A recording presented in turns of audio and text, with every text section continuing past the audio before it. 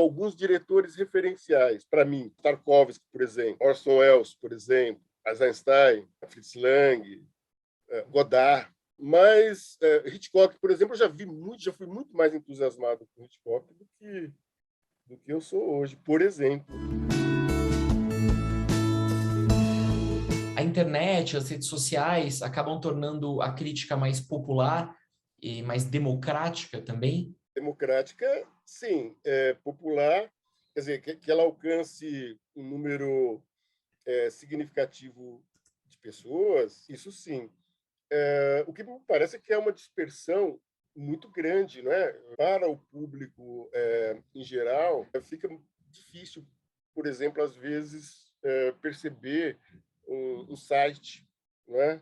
E uns que você percebe que tem aquela cara de youtuber no sentido de influenciador. Tem muito mais uma perspectiva de influenciar no sentido negativo, né? De ter curtidas e inscrições, mas isso também traz uma superficialidade muito grande e uma expectativa de público muito baixa, assim, de abstração intelectual, de questionamento. Você acha que essa crítica especializada, para permanecer relevante nos dias de hoje, deveria adequar a linguagem dela? O que me parece é que a linguagem acadêmica ela afasta.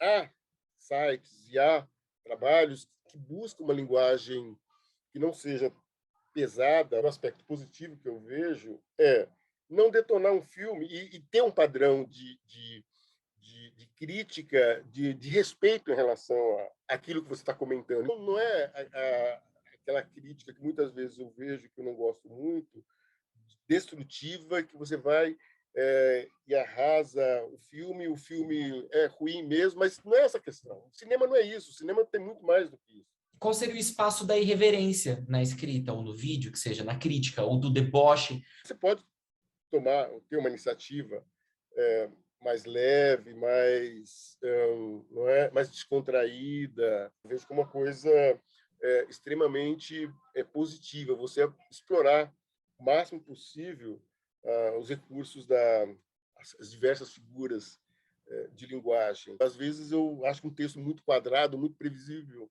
ele se torna enfadonho. Dos críticos que eu gosto bastante, mas que hoje eu leio menos, mas quando leio tem uma certa previsibilidade que eu já não... É o Zanin.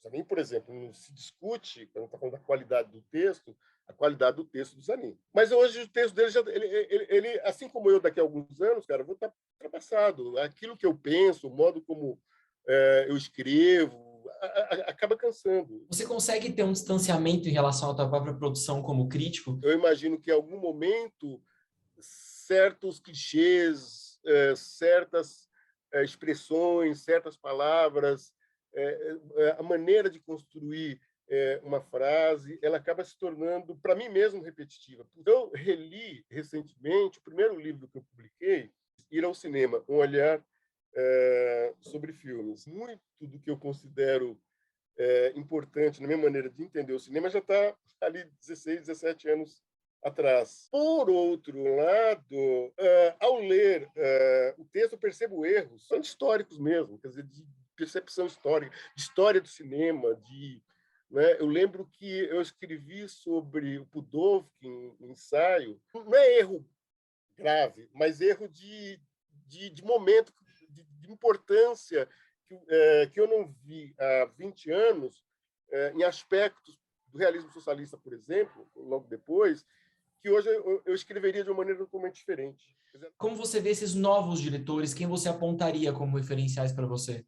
Me surpreendeu muito um romeno, Cristi Puiu, Malmkrog.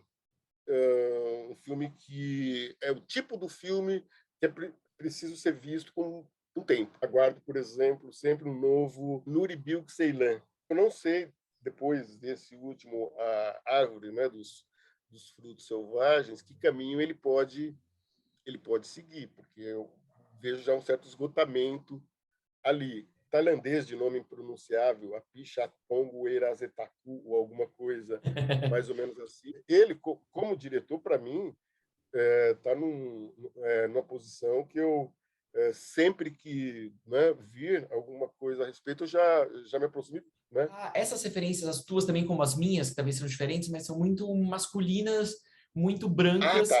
Uhum, Existe uma perfeito. preocupação sua em falar, não preciso conhecer mais trabalhos de diretoras, de mais diretores negros? Essa é uma preocupação mais recente, é legítima. A palavra homem, ela parece hoje, para mim, por incrível que pareça, como uma coisa agressiva. Porque os homens que dominaram Hollywood, porque os magnatas, porque... claro, você tem essa situação, que é uma situação histórica. Ela não é mudada simplesmente de uma hora para outra. É importante que parta de nós, não é, que trabalhamos com cinema, que vivemos nesse ambiente, buscar um tipo de linguagem ou de acomodação diferente daquela de, falando de 20, 30 anos atrás. Por outro lado, a discussão a respeito do valor artístico, ela se situaria no outro plano, mas da importância histórica, quando a gente pensa justamente na palavra história, no sentido mais forte do termo, o que é a história? Quer dizer, qual a relevância de determinados personagens, de determinadas figuras em determinados momentos? E aí eu acho que cabe a história ser reescrita com a importância não é, que, por exemplo, a Che teve, o Michaud teve. Você acredita que a crítica de cinema brasileira tem uma responsabilidade particular com os filmes nacionais? Eu acho que é importante que a gente vejamos, né, conheçamos os filmes nacionais, o que acontece com o cinema brasileiro, mas não, aí eu vejo o cinema mais como uma arte universal. Se a gente estiver pensando na questão do valor artístico de um filme. Mas eu não vejo que o cinema brasileiro precise ser tratado de modo diferenciado, se colocar ali um filme brasileiro, um filme argentino, um filme norte-americano, aí eu já não vejo por que o crítico deva ter uma posição diferenciada em relação a uma cinematografia, em especial em relação à cinematografia brasileira. E o que você pensa dessa função prescritiva da crítica? Do fato de dizer, vá, veja este filme, não veja este filme, não perca seu tempo. Eu acho que é importante aí o diálogo, que o crítico estabeleça com o público uma relação mais horizontal, de diálogo, não de conhecimento. E a relação ela não seja marcada, no tom em que você falou, por uma prescritibilidade. Quer dizer, você comece a ditar vá ou não vá. Isso eu não vejo como uma coisa positiva. O mais importante que não é, primeiro, que o espectador ele vá ao cinema a partir da sua disposição interior e de descoberta. Tem colegas críticos que enxergam nisso uma função política, de falar, nós temos que usar a crítica para, de certa maneira, equilibrar o jogo com o marketing, e a nossa tarefa é falar, vejam, é muito bom, corram. Qualquer um acaba fazendo isso, mesmo que essa não seja uma intenção explícita. Esses dias eu revi, por acaso, com calma e atenção, sequência, o Sacrifício do Tarkov. Fiz alguns comentários aqui, ali e acolá. É possível que alguém, de repente, se aproxime do filme a partir daquilo que eu comentar. Mesmo que eu não tenha essa intenção explícita de mobilizar as pessoas para, olha, tá aqui, tal, etc. Mas isso a gente faz, eu entendo, Bruno, muito mais implicitamente do que eu, pelo menos, calculadamente. Obrigado. Tá?